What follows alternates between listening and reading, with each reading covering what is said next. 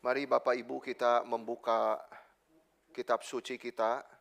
Hari ini bagian eksposisi kita terambil dari pasal 13 Kisah Para Rasul. Pasal 13 ayat 1 sampai 12 ya, kita akan membacanya. Kisah Rasul 13 ayat 1 sampai 12. Mari kita masuk dalam doa. Bapa dalam surga, terima kasih untuk pagi hari ini kami boleh diingatkan kembali untuk perbuatan-perbuatan Allah yang besar. Bukan saja di masa lalu, tetapi sampai sekarang Tuhan, Kau memakai kami. Kau memelihara hidup kami untuk Engkau pakai senantiasa. Kami hidup menjadi saksi-saksi-Mu. Dan sekarang Tuhan, kami ingin mendengarkan firman-Mu untuk menguatkan kami, untuk menyegarkan kami kembali hidup sebagai saksi-saksi Kristus di dalam dunia ini. Berkatilah Tuhan pemberitaan firman ini. Tolong hamba-Mu yang lemah dan hina ini berdiri mewakili-Mu sekali lagi. Dalam nama Yesus Kristus kami berdoa ini. Amin. Kisah Rasul 13 ayat 1 sampai 12 saya akan membaca untuk Bapak Ibu sekalian. Pada waktu itu dalam jemaat di Antioquia ada beberapa nabi dan pengajar, yaitu Barnabas, Simeon yang disebut Niger, Lukius orang Kirene, dan Menahem yang diasuh bersama dengan Raja wilayah Herodes, serta Saulus. Pada suatu hari ketika mereka beribadah kepada Tuhan dan berpuasa, berkatalah Roh Kudus, "Khususkanlah Barnabas dan Saulus bagiku untuk pekerjaan yang telah kutentukan bagi mereka." Lalu mereka berpuasa dan berdoa, dan setelah meletakkan tangan ke atas kedua orang itu, mereka membiarkan keduanya pergi. Oleh karena disuruh Roh Kudus, Barnabas dan Saulus berangkat ke Selukia, dan dari situ mereka berlayar ke Siprus. Setibanya di Salamis, mereka memberitakan firman Allah di dalam rumah-rumah ibadat orang Yahudi. Yohanes menyertai mereka sebagai pembantu mereka. Mereka menjelajahi seluruh pulau itu sampai ke Pafos. Di situ mereka bertemu dengan seorang Yahudi bernama Bar Yesus. Ia seorang tukang sihir dan nabi palsu. Ia adalah kawan gubernur pulau itu, Sergius Paulus, seorang yang cerdas. Gubernur itu memanggil Barnabas dan Saulus karena ia ingin mendengar firman Allah. Namun Elimas si penyihir, demikianlah arti namanya, menghalang-halangi mereka dan berusaha membelokkan gubernur itu dari imannya.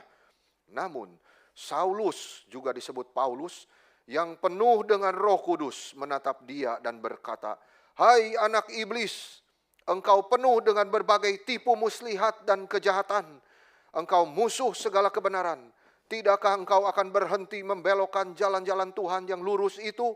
Sekarang lihatlah, tangan Tuhan datang menimpa engkau, dan engkau akan menjadi buta beberapa hari lamanya. Engkau tidak dapat melihat matahari." Seketika itu juga orang itu merasa diliputi kabut dan kegelapan, dan sambil meraba-raba ia harus mencari orang untuk menuntun dia. Melihat apa yang telah terjadi itu, percayalah gubernur itu, ia takjub oleh ajaran Tuhan. Nah, saudara sekalian, bagian ini mencatat tentang awal zaman pengutusan misionaris. Ya, yang sampai hari ini kita juga sebenarnya semua disebut misionaris-misionaris dalam arti sebagai saksi-saksi Kristus. Ya, sampai sekarang, saudara. Pasal 13 ini merupakan sebuah titik balik yang sangat penting. Sampai pasal 12, kalau kita lihat ya sebelumnya, Injil itu memang sudah menyebar, ya saudara. Tapi masih sangat berpusat pada dunia Yahudi dan wilayah sekitar Yerusalem saja. Tapi mulai pasal 13 ini yang kita baca, sesuatu yang baru dimulai, saudara, di situ. Injil mulai bergerak secara sistematis ke dunia bukan Yahudi, yaitu kepada bangsa-bangsa lain. Wah, ini luar biasa ya. Apa yang diamanatkan oleh Tuhan Yesus benar-benar kejadian, saudara, di pasal 13 ini mulainya. Gitu. Ya, Tuhan Yesus ngomong apa, saudara? Di pasal 1. "Kamu akan menjadi saksi-saksiku." Kamu ini semua nih, murid-murid saya, ya akan menjadi misionaris-misionarisku itu, ya, yang membawa Injilku menjadi saksiku itu di mana? Bukan saja di Yerusalem, tapi juga seluruh Yudea dan Samaria. Ini sudah nih sampai pasal 12. Dan sekarang sampai ke ujung bumi, itu dimulai di pasal ini yang kita baca. Luar biasa loh Tuhan kita. Ya, dan nanti Paulus yang dipakai Tuhan kan untuk menyebar Injil ke dunia, bukan Yahudi. Jadi pola ini benar-benar jadi kejadian apa yang diamanatkan Tuhan kita. Yaitu di pasal 1-7 kita melihat Kisah Rasul, itu Injil masih dikabarkan di mana saudara? Yerusalem. Ya, lalu mulai pasal 8 Stefanus dibunuh, aniaya, ya. Lalu kan di situ orang menyebar, melarikan diri keluar, bawa Injil. Jadi saksi-saksi Kristus di mana-mana, lalu nyebar ke Yudea dan Samaria. Ya, itu. Dan sekarang di pasal 13 dan seterusnya sampai ke ujung bumi. Oh, puji Tuhan. Saudara-saudara, itu sebabnya pasal 13 ini boleh kita katakan, saudara, ini menandai satu awal zaman misi. Ya, saya mengajak kita merenungkan 3 hal di dalam bagian ini, saudara. Yang pertama, saya mengajak kita merenungkan gereja di Antiokhia itu. Ya, dan di sini, saudara, dicatat di dalam ayat 1-3. Ya, itu tentang gereja di Antiokhia. Dan di situ saya ingin highlight 5 poin. Ya, tentang gereja di Antiokhia ini. Ya, saudara. Jadi, yang pertama, saudara. Memang kita kan sering bicara tentang saksi-saksi Kristus segala macam, tadi sudah diamanatkan ya. Tapi firman Tuhan itu tidak mungkin tersebar, saudara, dengan begitu saja kalau mengandalkan hamba Tuhan aja. Tidak bisa. Ya, kita semua itu misionaris dalam arti yang khusus tertentu ya. Saudara, itu jadi Tuhan itu tidak bekerja melalui orang-orang, individu-individu sendiri-sendiri, hamba-hamba Tuhan gitu ya, tidak, tapi melalui gerejanya. Ya, dan kita akan melihat sendiri di sini di Antiokhia, kita melihat sebuah gereja yang dipakai Tuhan secara luar biasa. Kenapa, saudara? Karena gereja di Antiokhia ini punya ciri-ciri. Ya, saya akan sebutin 5 cirinya, itu paling tidak. Ya, saudara. Yang pertama apa cirinya? Gereja ini sudah berdiri dengan teguh. Kisah Rasul 11, saudara, di situ menceritakan bagaimana gereja itu di Antiokhia lahir, kan? Di situ disebut orang-orang Kristen pertama kali. Itu di pasal 11, sudah kita renungkan. Jadi di jemaat di Yerusalem itu bahkan sempat meragukan, masa di Antiokhia, ya kan, yang mayoritas anggotanya bukan orang Yahudi, kok bisa bertumbuh, berkembang begitu pesat? Coba kirim. Yang dikirim siapa, saudara, untuk melihat perkembangan itu? Ingat, Barnabas, ya. Barnabas dikirim oleh jemaat di Yerusalem. Coba kamu lihat tuh Antiokhia, ya, gimana kok bisa? Saksikan pekerjaan Tuhan di situ. Nah, jadi di Alkitab dicatat bahwa benar-benar Barnabas begitu sampai di Antiokhia, waduh, di situ memang benar Injil sudah bertumbuh dan berkembang pesat sekali. Ya, jadi dia dicatat dia bersuka cita, Barnabas itu, ya. Jadi kita, saudara, belajar satu prinsip yang penting di sini. Kalau gereja goyah secara rohani, mereka tidak siap untuk memikul beban misi. Ya, menjalankan misi Tuhan, menjadi saksi-saksi Kristus. Gereja yang masih bingung tentang identitasnya, tentang arah pelayanannya, tentang apa tujuan keberadaan dia, tidak akan peka terhadap kebutuhan di sekitarnya. Tapi gereja Antiokhia itu gereja yang sudah mengenal siapa mereka di dalam Kristus, saudara. Dan karena itu mereka siap dipakai Tuhan. Itu gereja di Antiokhia, saudara, bisa dipakai secara luar biasa, ya. Jadi itu bukan gereja yang lahir secara tiba-tiba lalu langsung diutus, tidak. Tapi gereja yang sudah lebih dulu dibangun secara rohani. Saudara, dari prinsip inilah kita masuk ke aplikasi dalam diri kita masing-masing sebagai saksi Kristus. Kita harus membangun juga, saudara. Selain di gereja kita diajarin doktrin segala macam, kita harus membangun kehidupan rohani yang sehat. Sebelum kita ingin dipakai oleh Tuhan sebagai saksi-saksinya. Seperti jemaat di Antiokhia itu. Mereka bertumbuh, si Barnabas lihat itu. Dan benar-benar itu. Jadi dewasa rohaninya itu. Jadi kita tidak boleh punya semangat itu seperti ingin buru-buru dipakai oleh Tuhan. Tetapi lalai di dalam hal-hal pribadi yang Tuhan pakai untuk membentuk kita, saudara, di dalam saat teduh kita. Di dalam doa-doa pribadi kita. Ya, saudara-saudara, karena itu selalu kekuatan besar buat diri kita setiap orang Kristen. Itu adalah relasi pribadi. Ya bukan saja kita kesibukan pelayanan A, B, C, saudara di gereja. Tidak. Ya tapi Tuhan ingin relasi kita. Kalau enggak percuma saudara, itu kering. Kita akan kering nanti satu hari ya. Tapi kita harus jaga relasi kita. Dan Tuhan yang mengutus kita. Saudara bukan mau-maunya kita.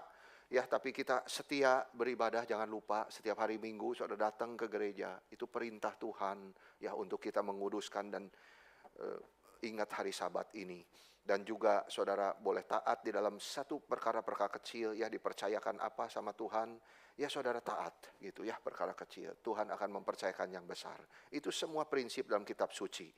Bahwa Tuhan mengutus orang-orang yang sudah Dia bentuk sendiri. Ya, orang-orang yang sudah siap kerohaniannya. Jadi bukan orang-orang yang hanya berambisi saja. Ya saudara, ini yang pertama.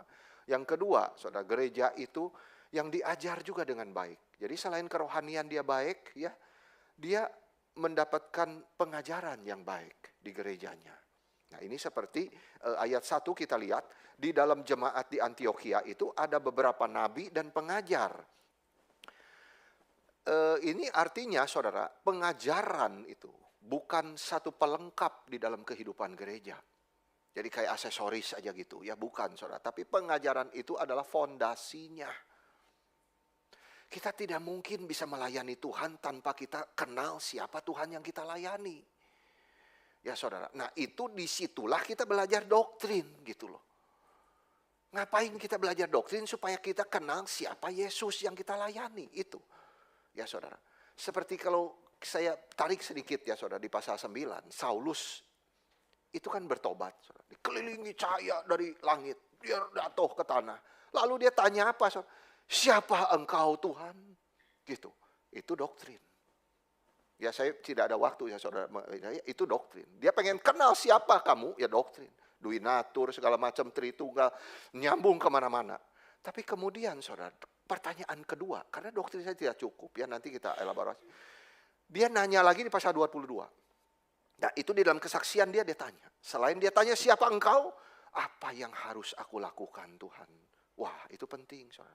Bukan cuma belajar doktrin.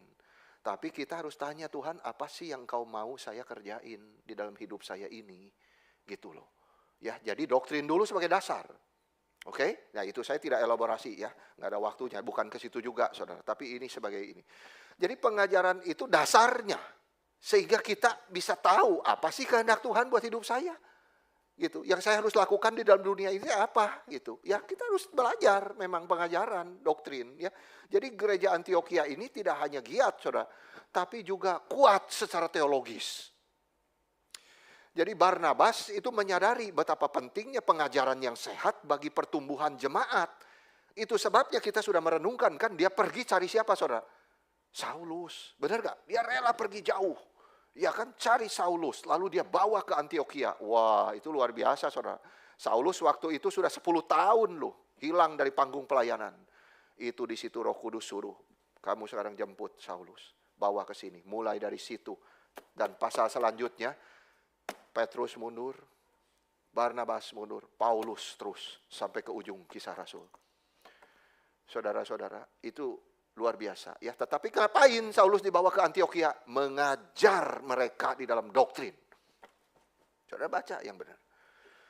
Jadi Barnabas rela karena mereka ingin jemaat ini bertumbuh. Ngapain bertumbuh itu bagaimana caranya? Ya diajar doktrin dulu pertama.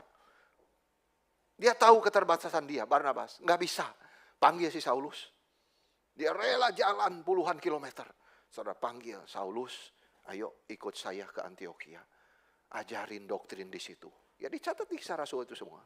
Semangat di sana semakin diteguhkan di dalam pengajaran firman. Dan ini menunjukkan bahwa gereja itu dibangun di atas kebenaran firman Tuhan. Bukan sekadar semangat-semangat terus. Ya saudara, tapi doktrin harus maju. Hari ini banyak gereja giat dalam berbagai aktivitas, tetapi lemah di dalam pengajaran.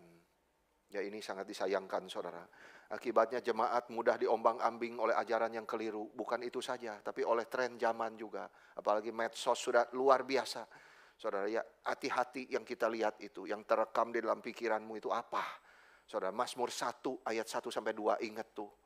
Ya, kita orang berbahagia itu tidak ikut jalan fasik, tidak berdiri di jalan orang berdosa, tidak duduk kumpulan pencongkol, tapi yang kesukaannya itu merenungkan Taurat Tuhan siang dan malam. Saudara, bagaimana ajaran orang fasik bisa masuk? Ya lewat medsos. Saudara harus hati-hati itu filter. Gimana filternya saudara? Ya harus ini baca firman. Kalau medsos terus tiap hari, firman nggak mau dibaca bahaya loh saudara-saudara, hati-hati. Ya memang bagus ya medsos kalau dipakai yang benar. Tapi harus hati-hati saudara, karena zaman ini sudah makin rusak. Gereja di Antioquia itu menunjukkan kepada kita saudara, gereja yang bisa dipakai Tuhan sebagai saksi-saksinya. Ya, gereja yang bermisi itu adalah gereja yang sehat di dalam firman. Doktrin diajarin benar-benar. Ya kan? Itu sebabnya saudara, kita harus menghargai dan mencintai pengajaran firman Tuhan. Jangan bosan. Doktrin-doktrin melulu, mana aplikasinya gitu. Jangan bosan, saudara. Karena doktrin itu dasarnya. Ya, itu sebabnya saudara jangan suka mencari khotbah-khotbah itu yang menghibur, yang hanya menghibur telinga aja. Yang lucu-lucu, yang hanya menghibur telinga. Itu gak bisa, saudara. Ya, khotbah itu isinya saudara baca nanti. Surat Paulus itu kepada Timotius. Isinya apa sih saudara sebenarnya? Itu hiburan memang saudara ada. Tapi dia juga menegur. Ya, dia membentuk karakter. Dia menantang kita itu untuk berubah. Selalu transformasi itu. Berubah oleh pembaruan budimu itu dan segalanya, saudara.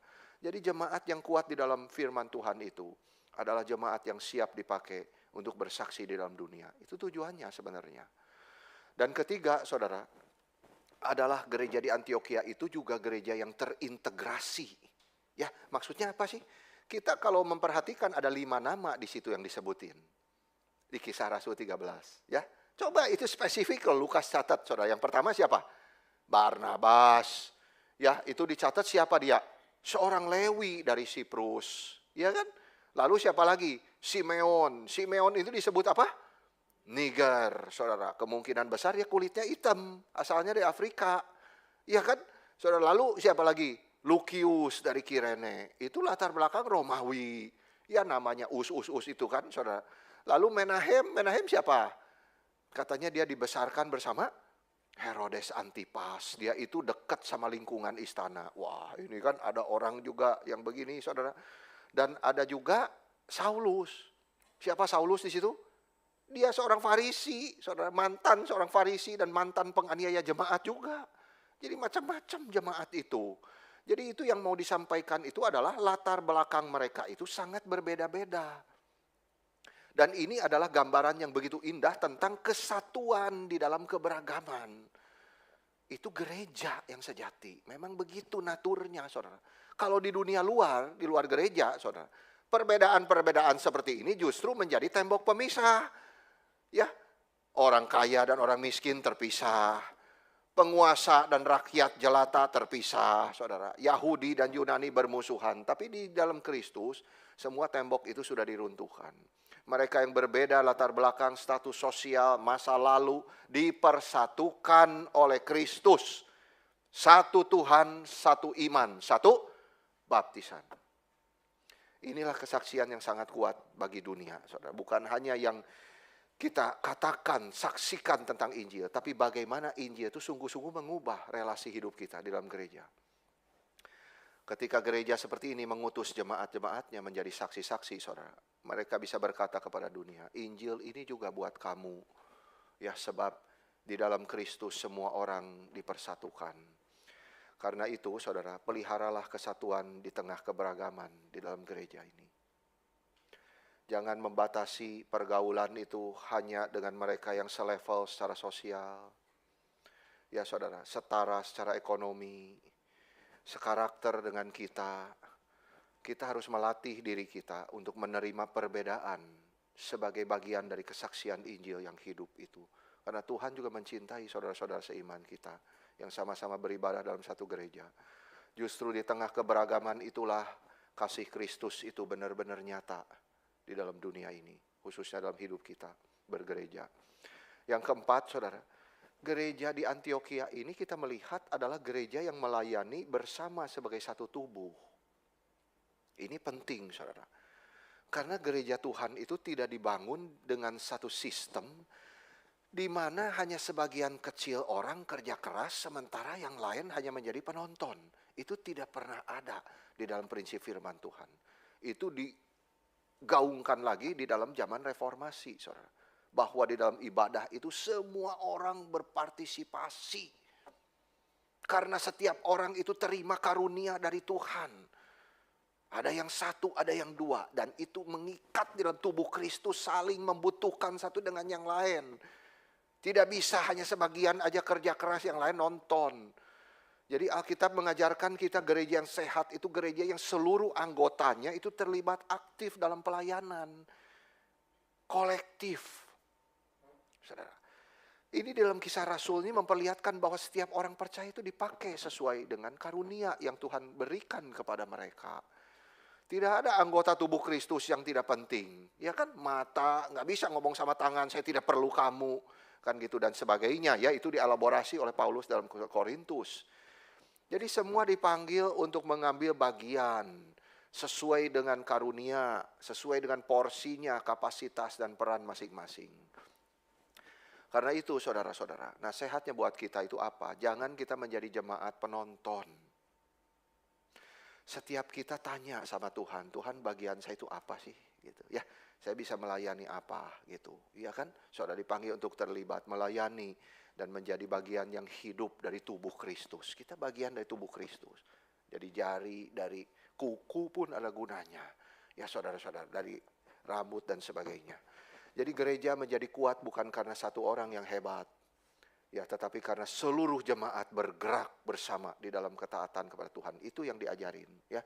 Yang kelima sekarang yang terakhir saudara. Gereja di Antioquia ini juga adalah gereja yang beribadah, berdoa, dan berpuasa. Dia mencari pimpinan Tuhan, saudara. Ya, jadi di ayat kedua, pada suatu hari ketika mereka beribadah kepada Tuhan. Wah, itu luar biasa. Jadi ini mengajarkan, saudara, bahwa pengutusan saksi-saksi Kristus ke dalam dunia ini bukan soal rapat strategis, saudara. Ya, bukan soal kita ditekan oleh organisasi dan sebagainya, tapi dari kehidupan beribadah dan berdoa. Jemaat di Antioquia itu adalah jemaat yang berdoa dan mencari kehendak Tuhan. Saudara. Kalau perlu puasa, puasa. Bagi saudara yang kuat untuk mencari kehendak Tuhan, tidak apa-apa. Ya saudara, mereka menanti suara Tuhan sebelum melangkah. Itu loh. Ya, jadi kalau di dalam istilah Patong itu sering mengatakan apa saudara? Jangan mendahului Roh Kudus. In step with Holy Spirit, itu kebangunan yang sejati. Jangan buru-buru, saudara, apa-apa tuh. Tunggu menanti waktu Tuhan. Ya saudara, itu tunggu. Dan di tengah ibadah dan doa mencari kehendak Tuhan itu. Roh Kudus berkata, itu. Khususkanlah Barnabas dan Saulus bagiku. Itu tuh Roh Kudus yang ngomong sendiri. Artinya saudara, misi itu dimulai ketika Tuhan menyatakan kehendaknya. Baru kita jalan. Ya, bukan ketika kita merasa siap menurut ukuran kita masing-masing. Tidak saudara. Jadi ini mengajarkan kita untuk menjadikan ibadah kita, doa kita itu sebagai pusat hidup kita bergereja. Ya, hidup kita bergereja tidak boleh berhenti hanya di gedung ini. Ketika saudara keluar dari gedung ini, sama. Ya, berdoa itu menjadi pusat hidup saudara, ya, berelasi dengan Tuhan. Jadi jangan kita hanya mengandalkan strategi, program, kepintaran manusia, saudara. Semua itu memang ada tempatnya. Tapi yang utama dan terutama itu adalah bahwa misi yang sejati ketika kita membawa Injil dalam hidup kita itu adalah dari doa dan kesungguhan kita mencari kehendak Tuhan. Itu intinya saudara. Jadi inti poin 1 ini adalah Tuhan mengutus kita semua sebagai saksi-saksi Dia. Di tempat pekerjaan kita masing-masing. Ya saudara-saudara, melalui gereja yang sehat. Ya, yang doktrinnya benar, yang dewasa, matang, yang berelasi dengan Tuhan, mencari kehendak Dia. Yang kedua, saudara, saya ingin bicara di dalam bagian ini adalah tentang Roh Kudus. Ya, tadi gereja sudah selesai, sekarang tentang Roh Kudus di dalam bagian yaitu pribadi yang mengutus dan menyertai. Itu Roh Kudus, ya saudara. Jadi setelah kita melihat gereja ya sebagai alat yang dipakai Tuhan, ya kan? Sekarang kita akan memperhatikan bagaimana pribadi yang menggerakkan seluruh pekerjaan misi kita sebagai saksi-saksinya itu, yaitu Roh Kudus. Harus ingat, saudara, kita sebagai saksi Kristus tidak boleh melupakan pribadi ketiga ini. Kita mau belajar 3 hal tentang Roh Kudus dan pekerjaannya di gereja Antiokhia. Yang pertama, saudara, dikasih tahu bahwa Roh Kudus itu adalah pribadi, bukan sekedar kuasa. Dia pribadi yang berkuasa. Begitu, saudara. Kita mengingat dia. Alkitab tidak pernah menggambarkan Roh Kudus sebagai satu kuasa atau satu energi. Ya, saudara, yang bersifat rohaniah, yang bisa dipakai oleh sesuka hati. Kan kalau kita melihatnya itu energi, kita bisa pakai sesuka hati kan. Gitu, saudara. Tapi dia itu pribadi. Tidak boleh sembarangan, saudara. Kita memerintah-perintah Roh Kudus. Tidak bisa. Dia pribadi ketiga dari Allah Tritunggal yang mempunyai kehendak. Pribadi namanya punya kehendak. Pribadi namanya bisa bicara. Pribadi itu bisa memimpin kita. Menyertai kita. Itu pribadi. Dan di sini ditekankan, saudara, di Kisah Rasul ini. Bagaimana kita membaca di dalam ayat ke-8 itu, saudara. Apa katanya? Simon si tukang sihir itu. Ya, di situ kita baca di Kisah Rasul 8 ya, saudara. Kita baca Simon si tukang sihir ingin memiliki kuasa Roh Kudus, tapi ingin kepentingan dirinya. Nah, di sini justru beda, saudara. Di Kisah 13 melihat kebalikannya. Roh Kudus itulah yang justru memiliki kita. Kita dipakai oleh Dia sebenarnya. Bukan kita yang mau pakai Dia, saudara. Kebalikannya di sini. Dia yang memilih siapa yang akan Dia utus. Dan dia juga memakai dan menyertai mereka untuk pekerjaan dia sendiri. Wah, ini harus beres dulu doktrinnya. Jadi ini menegaskan satu kebenaran yang penting, saudara. Kita tidak bisa mengendalikan Roh Kudus. Tetapi justru kitalah yang dikendalikan oleh Roh Kudus. Selalu ingat di dalam pekerjaan kita bersaksi. Jangan andalkan otak kita, kehebatan kita, kepintaran bicara, segala macam. Saudara, orang itu bisa terima kesaksian kita itu dari kalimat yang sederhana aja. Gitu, kalau Roh Kudus bekerja itu. Satu kalimat orang itu bisa begitu tergerak oleh kesaksian kita. Satu kalimat, kalau Roh Kudus bekerja, selesai. Itu sebabnya, saudara, kita belajar hidup peka. Dan harus tunduk kepada pimpinan Roh Kudus. Peka, belajar peka kepada pimpinan Tuhan melalui rohnya itu dalam hati kita. Di dalam kita setiap keputusan hidup kita masing-masing. Ya, saudara. Katakanlah di dalam saudara menerima tawaran pekerjaan. Ya. Mungkin saudara ada yang memilih pasangan hidup. Atau menentukan langkah apa yang harus saya lakukan. Ya. Atau memilih satu pelayanan dan sebagainya, saudara. Biasakan untuk bertanya. Apa yang kau mau, Tuhan? Tadi pertanyaan kedua Saulus itu. Setelah saya belajar doktrin ini melulu. Apa sih yang Tuhan mau dalam hidup saya? Apa kehendak Tuhan dalam hidup saya? Apakah ini jalanmu, Tuhan? Kalau kita sudah doa dan melangkah tidak salah, saudara. Bukan seperti orang dunia yang selalu mengandalkan logikanya. Ini menguntungkan atau tidak nih? Saya ambil step ini. Ya, begitu kan orang dunia, kita tidak boleh seperti orang dunia, saudara. Kita harus sungguh-sungguh berdoa, melibatkan Tuhan dalam setiap keputusan kita. Apakah Roh Kudus itu berkenan? Tidak semua yang kelihatannya baik di mata manusia berasal dari Tuhan. Orang yang dipimpin Roh Kudus tidak hanya mencari yang gampang, tapi yang sesuai dengan kehendak Tuhan. Jadi tanya, saudara, Tuhan, engkau mau apa saya di tempat pekerjaan ini?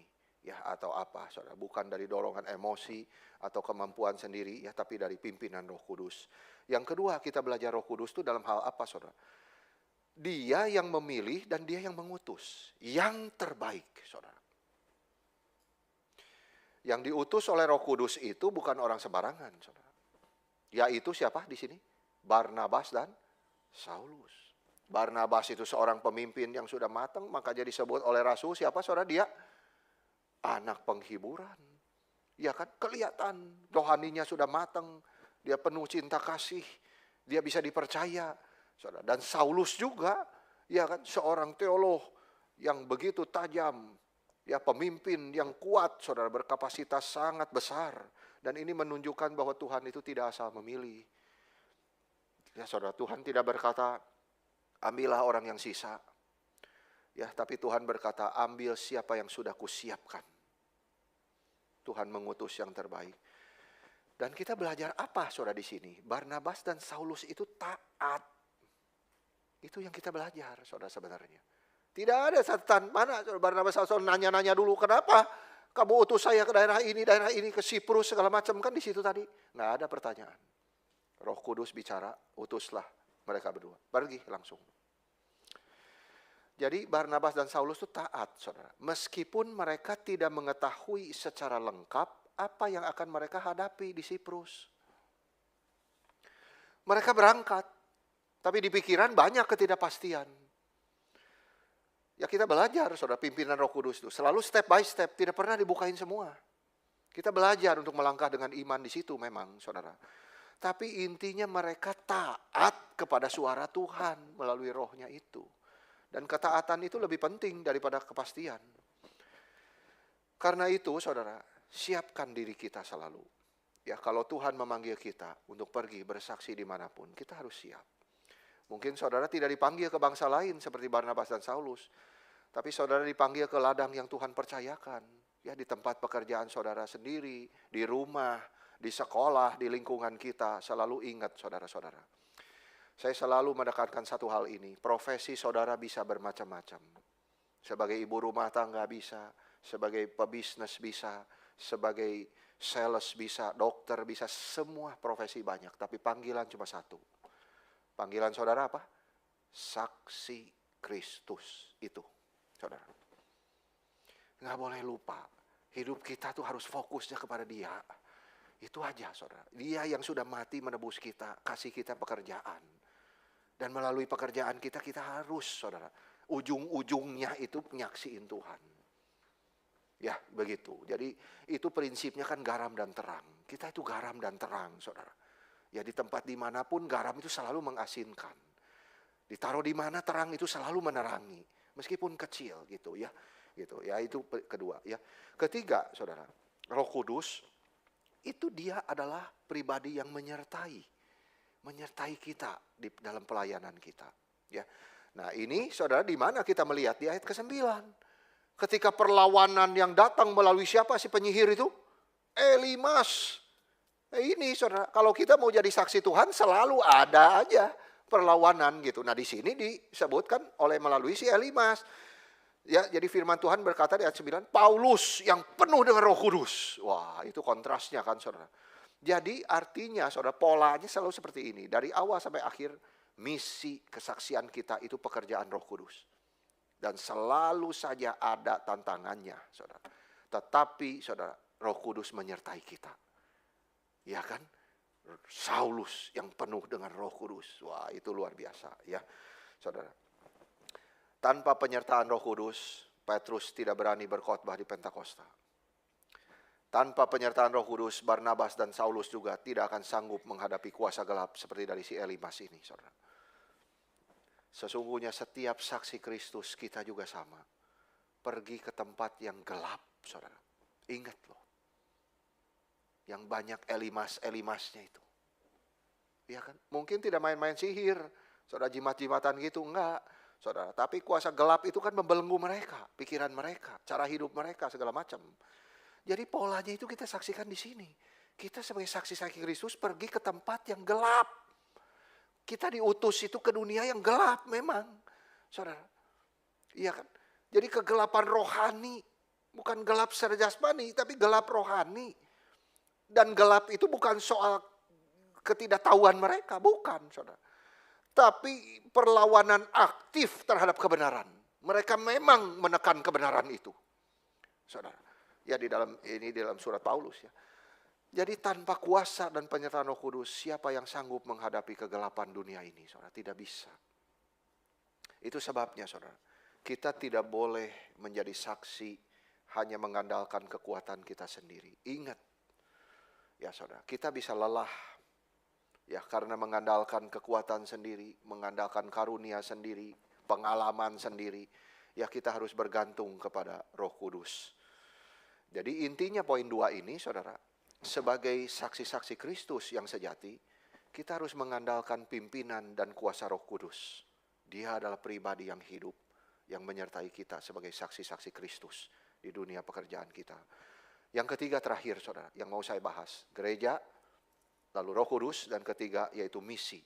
Ya, misi Disiprus. Kan mereka diutus, ya.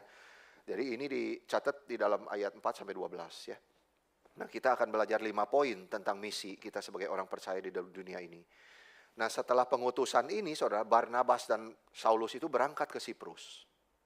Ya. Dan di situ kita melihat pola yang terus berulang di dalam seluruh kisah Rasul. Yaitu begini polanya, saudara. Tuhan kasih kesempatan, lalu setan melawan, lalu Tuhan menyatakan kemenangannya. Oh, puji Tuhan, saudara. Satu, kita melihat kesempatan besar dari Tuhan. Ya, di mana, saudara? Di sini. Yaitu ada nama satu ditulis, Sergius Paulus. Ya kan? Itu seorang prokonsul, saudara, yaitu pimpinan satu provinsi. Dia ingin mendengar firman Tuhan. Wah, kok aneh? Ya kan? Dari mana kesempatan itu? Ini kesempatan yang sangat langka, saudara. Injil bisa masuk ke pusat kekuasaan politik. Iya kan?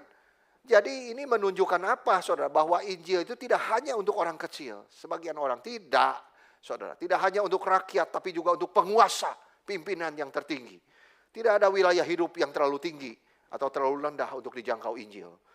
Jadi itu sebabnya, saudara, dalam hal yang pertama ini, kita tuh harus peka kepada setiap kesempatan yang Tuhan kasih untuk kita bisa bersaksi.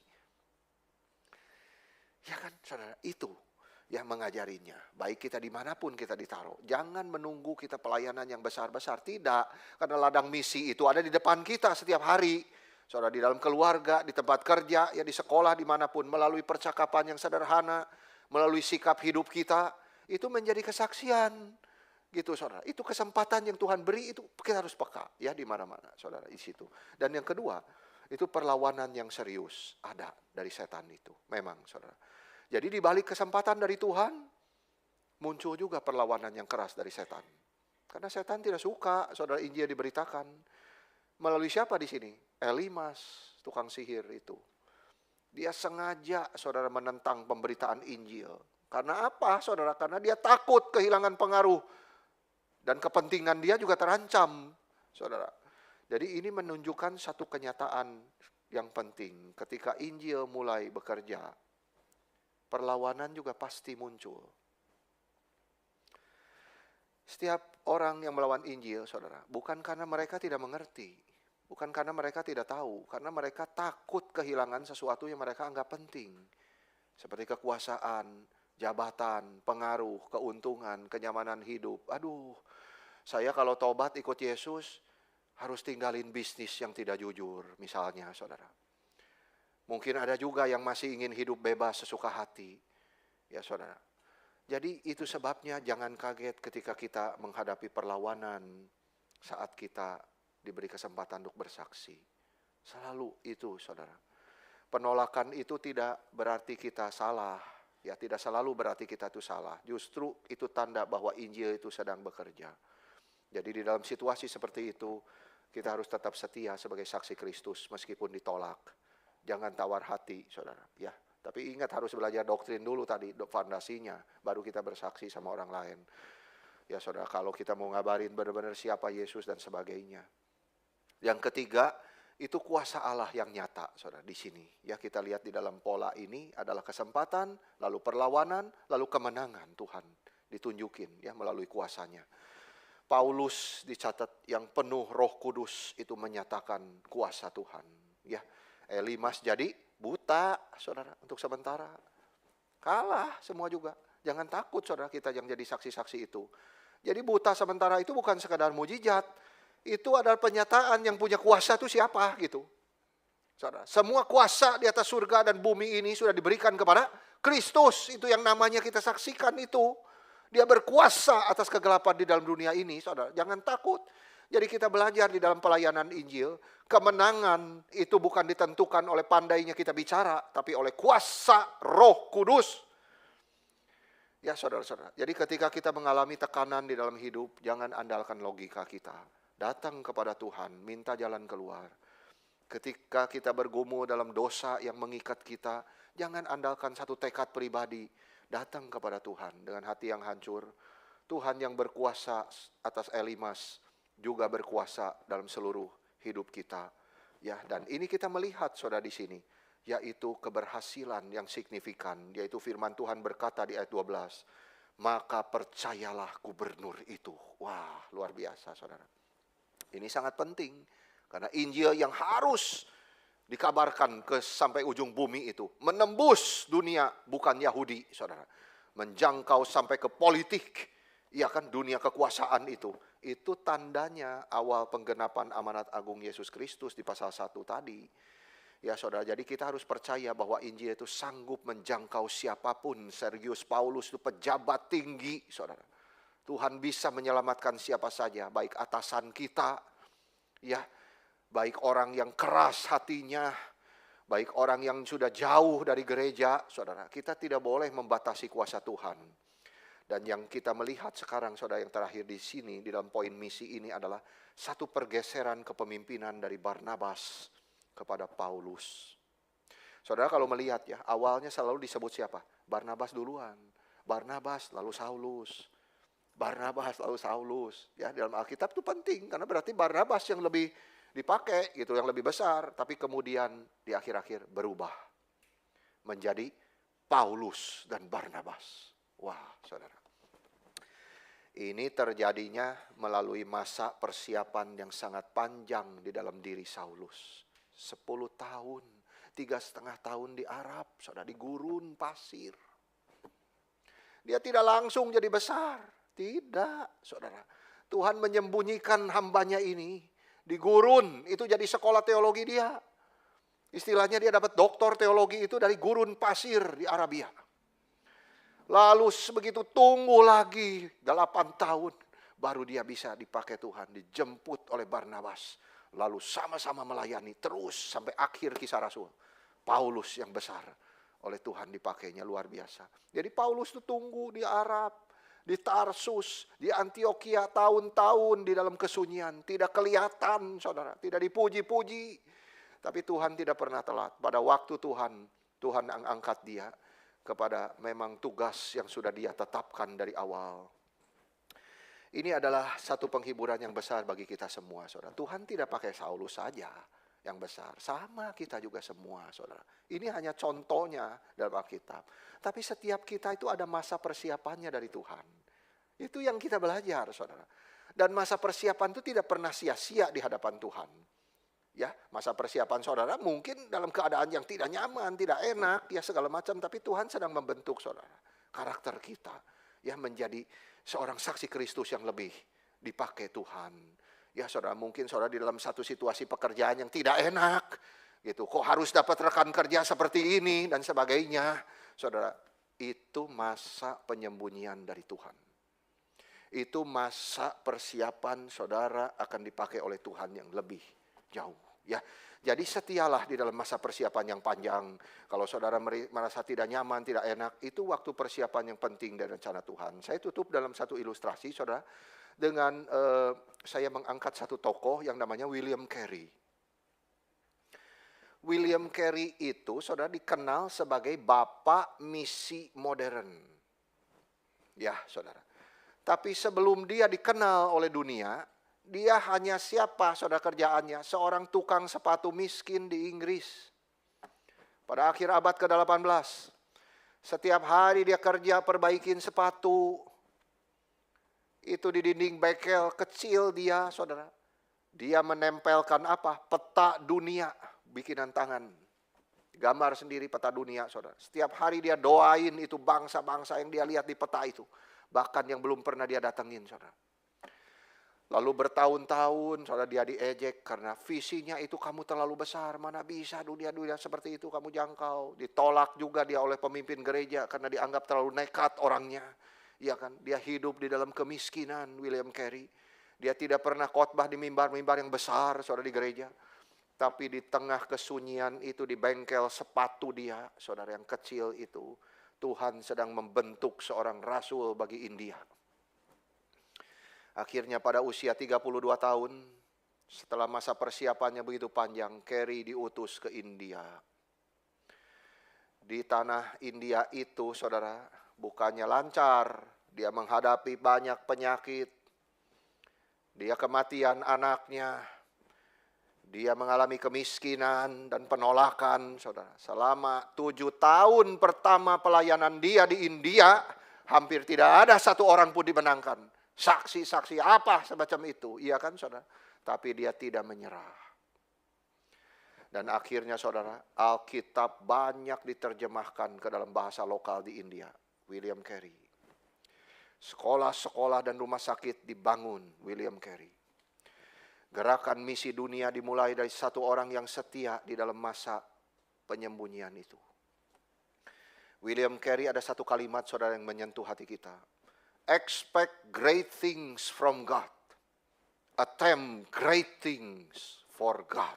Wah, artinya apa saudara? Harapkan perkara yang besar dari Allah.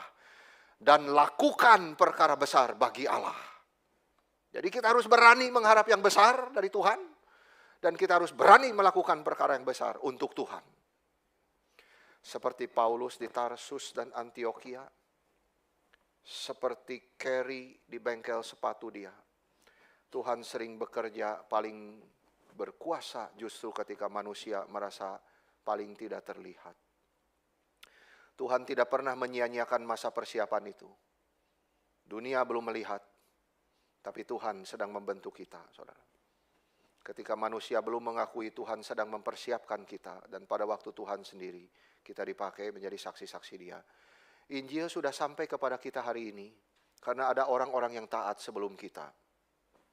Dan Injil akan sampai kepada generasi berikutnya, hanya kalau kita hari ini mau taat juga. Jangan biarkan Injil berhenti di hidup kita. Biarlah Injil itu terus bergerak sampai ke ujung bumi seperti yang diamanatkan Tuhan kita. Dimulai dari hidup kita sendiri. Mungkin kita tidak dipakai seperti Barnabas dan Paulus. Kita juga tidak dipakai sebesar William Carey. Tapi kita semua adalah saksi-saksi dari Yesus Kristus Tuhan kita. Pertanyaannya bukan apakah saya dipanggil. Kita sudah dipanggil saudara. Pertanyaannya apakah saya mau taat. Hari ini Tuhan masih mencari orang-orang yang mau berkata, ini aku Tuhan, utuslah aku. Kiranya Tuhan menolong kita semua. Sampai di sini Tuhan berkati kita. Amin.